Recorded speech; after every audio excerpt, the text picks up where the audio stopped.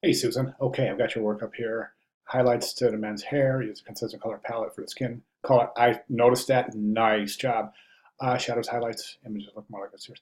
All right, good job. Let's go ahead and take a look. Now, the first thing I noticed is your typography. I think you did an outstanding job here. Listen, I'm going to tell you, a lot of students really just concentrate so heavily on the actual illustrations themselves. I kind of forget about typography, leave it to last, and kind of add it as an afterthought. And this is really a good job with your typography. Nice hierarchy here. Good comparisons here from your kind of subhead to your head. That's really fantastic. One thing I would recommend here is just to move that down just a little bit. Right now, you're just right on the border of that color with a clipping mask. Because I just moved that whole thing down just a little bit, and that's perfect. I'm not sure about the typeface for forever.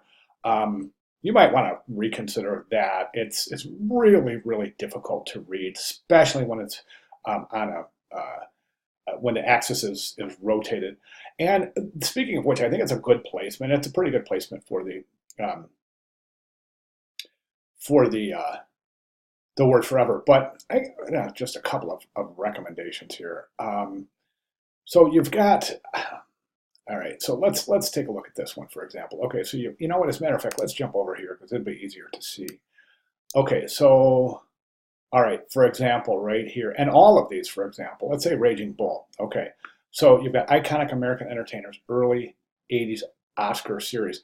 I'm wondering if it might work out to just come down here and say Raging Bull, and then maybe even find De Niro's signature and plays it right here. Like in that example with Will Smith, I think it'll really add a lot of engagement to the actual series.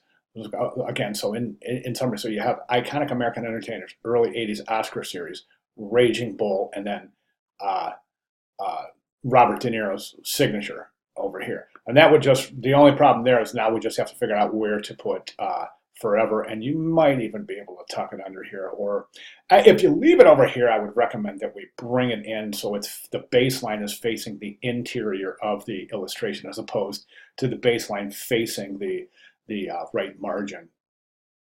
So and then we would have conversely, we would have okay, iconic American entertainer, early '80s Oscar series, Sophie's Choice, and then Meryl Streep's signature.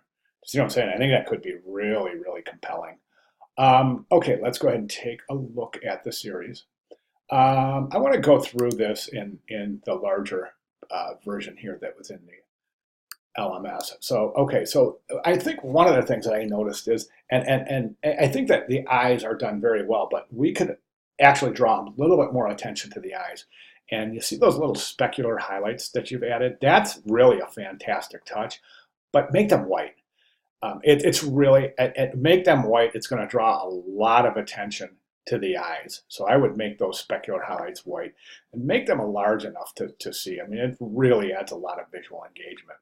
All right, let's go through each stamp. All right, I think this is really the work is excellent. Let's take a look here at the actual light source. Okay, so right now we're saying the light source is this shadow right here is indicating the light source is coming from the above left, right? Because it's casting a shadow to the lower right. That said, we should preserve that shadow in the lips. So the lips right now would have a shadow being cast over here and not so much here because this shadow from the lips is indicating a light source of directly above. Whereas this shadow here and this shadow here is indicating a light source of above left. So you might want to create a little consistency there. Let me just jump over here and see. Yeah, and that shadow doesn't look like it's on the original, but that's okay. That's okay. You can definitely add that. It adds engagement. Okay. Okay, let's go back. Okay, so other than that, I think we're looking really good here. Background is I think we could create more contrast in the background because right now the background is the same hue as her outfit, which means that there's not a whole lot of contrast here. It's just basically a different value. So what I would recommend here, if you take a look at the image, we can see that this image is now it's got a complement to the background, to her outfit. The background's actually a complement. So you may consider changing that to a complementary color or something that adds a little bit more contrast. Contrast is going to make the illustration kind of pop forward towards the viewer instead of receding into the composition. The actual illustration itself is going to pop forward based on a complementary relationship between her outfit and the background. So you might consider that as well. I think you could concentrate on a little bit more shadow and highlight area in the face as well. Okay, next. This looks fantastic. Great job on the hair. That looks really fantastic. I mean, you can almost see the sweat in the hair. That's really great. I would recommend adding some texture or creating a brush to show like bristle, because that's not a beard that he has. It's kind of bristle. You know what I mean? Right there. He's just unshaven. He doesn't actually have a beard. So I think that we would probably suffice to just create a brush to add just hairs. But other than that, I think we're looking good. Again, a little bit more detail in the facial shadow and highlight areas. This line right here, you might consider going a darker value of the skin tone for the nose right there, because it seems to advance a little bit too much in the composition. Other than that, let's go to the next. We talked about that. This one looks fantastic. Again, a little bit more shadow and highlight in the facial area. Again, the background. I'm not real sure about the background. I think it could be more compelling. Try some different colors with the background and see what you think.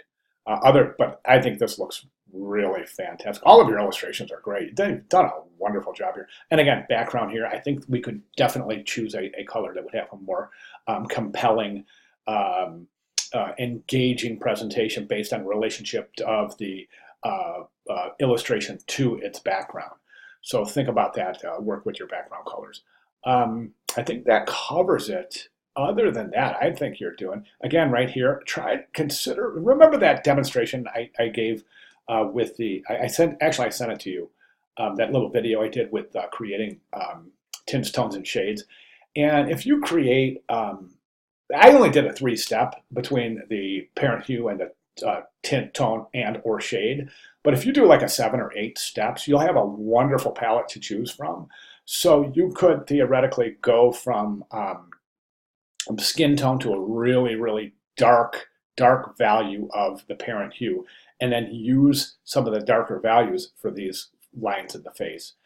And I think that might be, it'll probably blend with the face a little better as opposed to kind of advancing. Those lines kind of advance being that they're black, which is great for the eyes, but not so much for the nose, because the eyes are, there's a lot of detail in eyes. Whereas these lines, they don't exist in nature. Facial lines, contour lines of the face don't exist in nature. All they are is a difference in the way the light captures. So, and theoretically, a line, there's no such thing as a line in nature. A line is where two surfaces meet. So it's the difference in the appearance of two different surfaces as they meet. So we want that to be as natural as possible. Wow, this looks great. This skin area, right here through the neck, the clothing looks great. The movement is incredible. That's really done well. Of course, De Niro and Meryl Streep don't have any clothing to complete that. But again, right here, really nice job. Really nice job on the clothing. All right, fantastic job so far. I think I covered everything I wanted to. So if you have any questions, comments, concerns, or if I can clarify anything, please let me know and I'll be glad to do so. But this is just really super fantastic job so far. Really looking forward to seeing your final here. All right, thank you very much, Susan.